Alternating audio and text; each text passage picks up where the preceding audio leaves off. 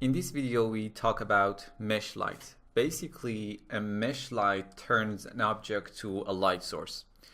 We are going to be working with this simple scene in this lesson. As you can see, I have this backdrop and this artificial plant and a physical camera. To get started with the lighting, let's create a V-Ray light, and this time let's use the Create panel. So in the Create panel, go to the Light tab and select V-Ray. Now select V-Ray Light, change the type to Mesh, and click in the viewport to create the light. Now we need to tell our Meshlight which is the object we want to turn it into a light source. So in the Modify panel, come down to the Meshlight rollout, and here is where you specify that object. First, click on the Pick Mesh button and select this object that's called FR_01, which are these small yellow objects in the viewport. And now by doing so, we have turned those small yellow objects into a light source. Let's open up our render setting window, change the target to active shade mode, and make sure the render is V-Ray RT, and click on render.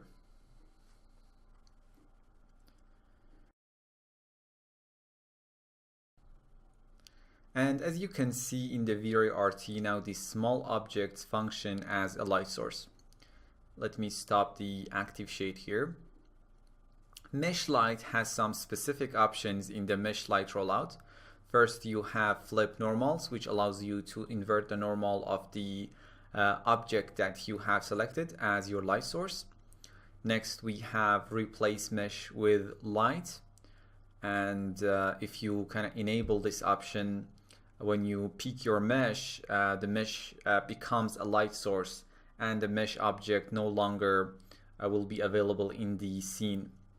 Now we have the extract mesh as node, which lets us restore or recreate the object that we have picked as our mesh light source if we want to have a copy of it. Now let me go ahead and finish the lighting of this simple scene very quickly. For this first light, let's change the unit to watts and set the multiplier to something like 60 maybe.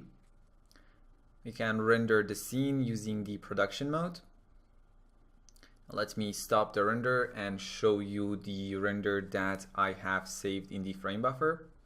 By the way, if you want to actually store your render in the frame buffer, simply wait for the render to be finished and then click on the Save button. Here is our first render, and as you can see, it's quite nice even without having to add any more lights. Now let me close the frame buffer. Just to make it a bit more fun, let's add another V-Ray mesh light to the scene. Select the existing V-Ray mesh light, right click and choose clone. Set the object to copy and press OK. I have another object in the scene that I want to turn it into a light source. It's called Vase Edge. Now select the second V-Ray mesh light in the Modify panel, activate the Pick Mesh button, and select the Vase Edge object.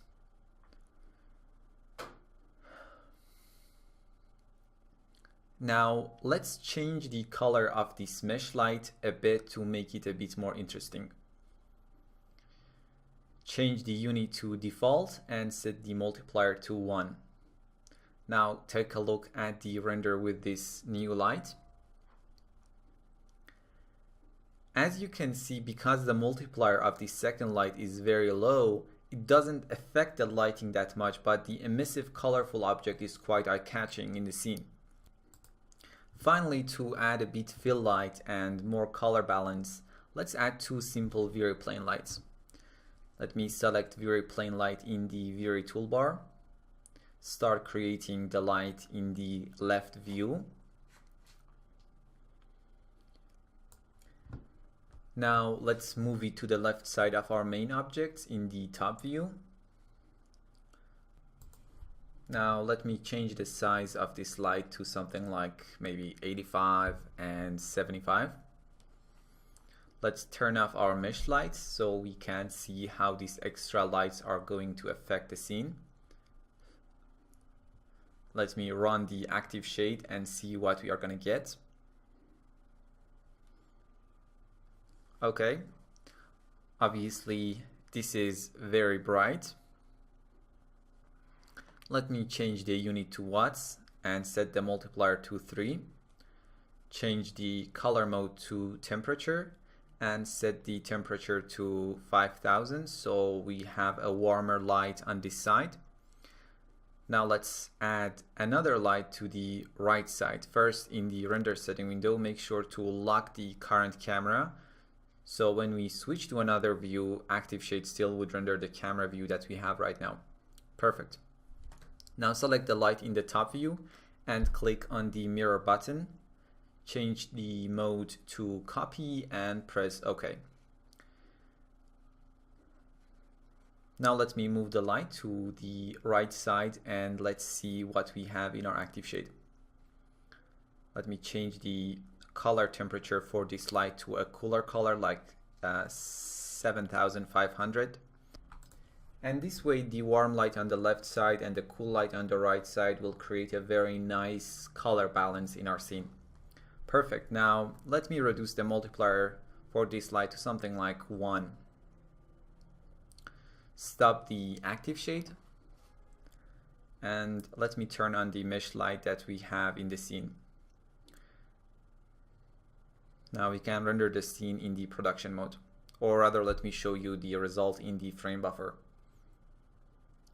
Now, as you can see, our simple effective lighting is really beautiful. The next thing I want to do is to quickly prepare the scene for the final render. So let me open up the render setting window. Change the dimension to something like 1200 and 1600, or we can have a smaller or bigger render. Change the max subdivision to 100 and noise thresholds to maybe 0.006. In the GI tab, change the Irradiance map preset to medium and the light cache subdivs to something like 1000. In the render elements, let's add V-Ray denoiser and change its preset to mild maybe. Now click on the render button and wait for the results. I can show you my render in the frame buffer right now. So here is our final render, and as you can see, it's pretty clean and nice. Let me show you V-Ray denoiser pass, which helps us to get rid of high frequency noises, and we have, as you can see, this clean and amazing pass, which is really impossible to get such a clean pass with just render settings. I mean, you need to increase those render settings like crazy, the GI settings like crazy, to maybe get something close to this and wait hours and hours to for your render to be finished. But using the V-Ray denoiser pass that has been added in the Force service pack of V-Ray 3, we get this amazing clean renders basically without that much effort. Now let me get back to the RGB pass. If I zoom in, you can see the edges of our emissive objects are kind of very jagged and aliased. To counter that, let's enable the lens effect setting in our frame buffer. Let's turn on the bloom and the glare effect. Now we're going to talk about the V-Ray frame buffer and all of these extra effects and windows in a specific future lesson, but for this lesson we're just going to quickly go over them. Let's change the weight and size of the bloom effect to 0.5 and 1 respectively. And for the glare effect, use 0.5 and 10. Now, as you can see, the results are visible in our render, and we don't see that kind of jagged effect anymore. In this lesson, we learned about V-Ray Meshlight, and I will see you in the next lesson.